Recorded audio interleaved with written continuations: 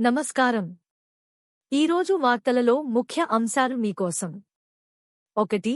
ఈ వారం 5 కొత్త తెలుగు సినిమాలు విడుదల. సినీ ప్రియులకు విభిన్నమైన ఎంపికలు అందుబాటులో ఉంటాయి.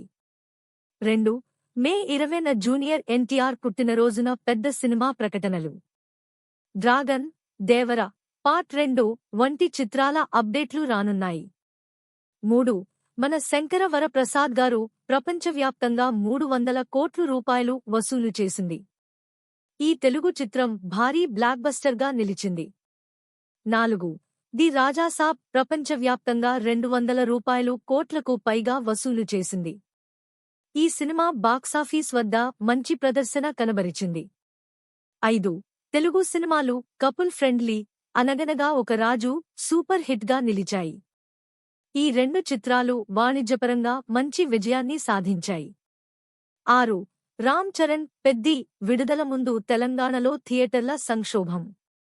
ఎగ్జిబిటర్లు పర్సెంటేజ్ ఆధారిత ఒప్పందాలు కోరుతున్నారు. 7. రామ్ చరణ్ పెద్ది ట్రైలర్ లాంచ్ ముంబైకి మార్చబడింది. విస్తృత ప్రచారం కోసం ఈ నిర్ణయం తీసుకున్నారు. 8.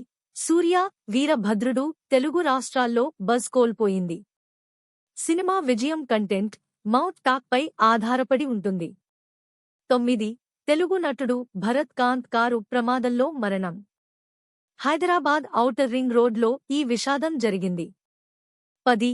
జూన్, జూలై 2026లో విడుదల కానున్న తెలుగు సినిమాలు. పెద్ది, మినియన్స్ మాన్స్టర్స్ ఈ జాబితాలో ఉన్నాయి.